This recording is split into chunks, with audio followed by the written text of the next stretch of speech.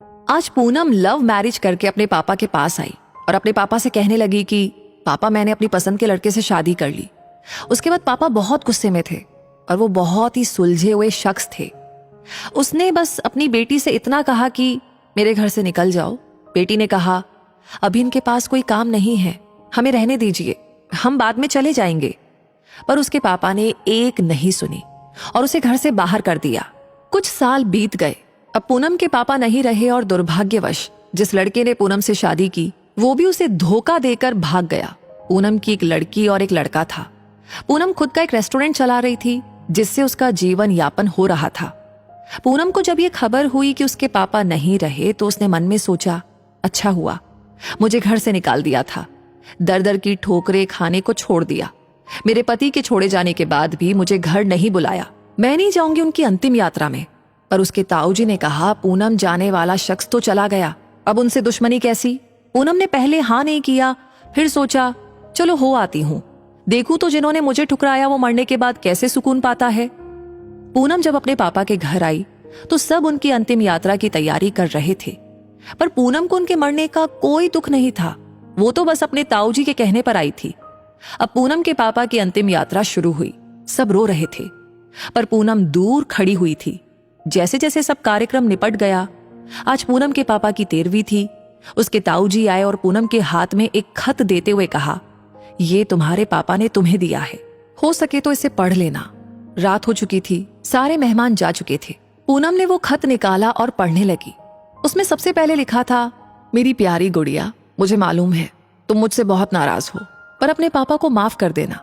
मैं जानता हूं तुम्हें मैंने घर से निकाला था, तुम्हारे पास रहने की जगह नहीं थी, तुम दर दर की ठोकरें खा रही थी, पर मैं भी उदास था, तुम्हें कैसे बताऊं। याद है तुम्हें जब तुम 5 साल की थी, तब तुम्हारी माँ हमें छोड़ के चली गई थी। तब तुम कितना रोती थी, डरती थी, मेरे बिना सोती नहीं थी, रातों को उठकर रोती थी। तब मैं भी सारी रात तुम्हारे साथ जागता था। तुम जब स्कूल जाने से डरती थी तब मैं भी सारा समय तुम्हारे स्कूल की खिड़की पर खड़ा होता था, और जैसे ही तुम स्कूल से बाहर आती थी तुम्हें सीने से लगा लेता था।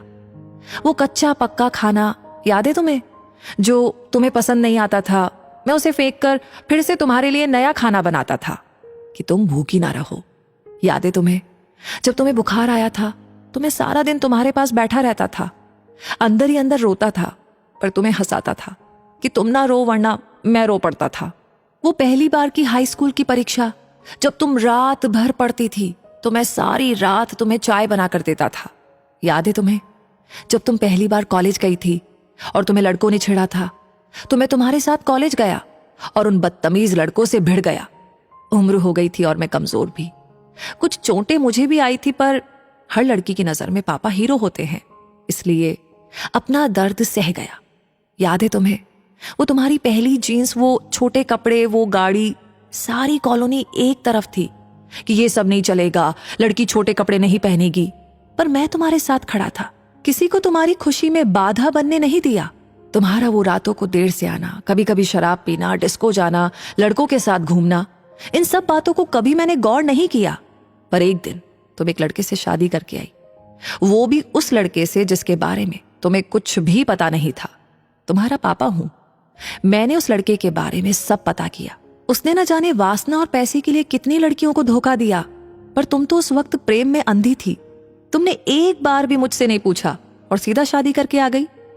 मेरे कितने अरमान थे, तुम्हें डोली में बिठाऊं, चांद तारों की तरह तुम्हें सजाऊं, ऐसी धूमधाम से शादी करूं कि लोग बोल पड़े, वो देखो शर्मा जी, जिन्होंने अपनी बच्ची को इतने नाजों से अकेले पाला है। पर तुमने मेरे सारे ख्वाब तोड़ दिए। खैर, इन सब बातों का कोई मतलब नहीं है। मैंने तो तुम्हारे लिए खत इसलिए छोड़ा है कि कुछ बता सकूं। मेरी गुड़िया, अलमारी में तुम्हारी माँ के गहने और मैंने जो तुम्हारी शादी के लिए गहने खरीदे थे वो सब रखे हैं। 3-4 घर और कुछ जमीनें हैं, मैंने सब तुम्हारे और तुम्हारे बच्चों के नाम कर दी हैं। कुछ पैसे बैंक में हैं, तुम बैंक जाकर उसे निकाल लेना। और आखिरी में बस इतना ही कहूंगा कि गुड़िया, काश तुमने मुझे समझा होता। मैं तुम्हारा दुश्मन नहीं था, तुम्हारा पापा था, वो पापा जिसने तुम्हारी माँ के मरने के बाद भी दूसरी शादी नहीं की, लोगों के ताने सुने, गालियां सुनी, न जाने कितने रिश्ते ठुकराए, पर तुम्हें दूसरी माँ से कष्ट ना हो इसलिए खुद की ख्वाहिशें मार दी। अंत में बस इतना ही कहूंगा कि मेरी गुड़िया, जिस दिन तुम शादी के जोड़े में घर आई थी, तुम्हारा बाप पहली बार टूटा था। तुम्हारी माँ के मरने के समय भी उतना नहीं रोया मैं जितना उस वक्त, और उस दिन से हर दिन रोया। इसलिए नहीं कि समाज, जात, परिवार, रिश्तेदार क्या कहेंगे, इसलिए वो जो मेरी नन्ही सी गुड़िया सूसू तक करने के लिए सारी रात मुझे उठाती थी, पर जिसने शादी का इतना बड़ा फैसला लिया पर मुझे एक बार भी बताना सही नहीं समझा। गुड़िया, अब तो तुम भी माँ हो। औलाद का दर्द, खुशी सब क्या होता है, वो जब दिल तोड़ते हैं तो कैसा लगता है। ईश्वर तुम्हें कभी ये दर्द ना दिखाए। एक खराब पिता ही समझ के मुझे माफ कर देना मेरी गुड़िया। तुम्हारा पापा अच्छा नहीं था जो तुमने उसे इतना बड़ा दर्द दिया। अब खत यहीं समाप्त कर रहा हूं, हो सके तो माफ कर देना। और खत के साथ एक ड्राइंग लगी थी जो खुद कभी पूनम ने बचपन में बनाई थी, और उसमें लिखा था, आई लव यू मेरे पापा, मेरे हीरो, मैं आपकी हर बात मानूंगी। पूनम रो रही थी, उतने में उसके ताऊजी आ गए।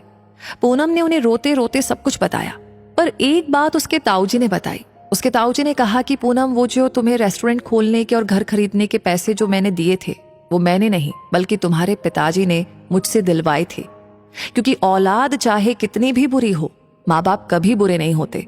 औलाद चाहे माँ बाप को छोड़ दे, माँ बाप मरने के बाद भी अपने बच्चों को दुआ देते हैं।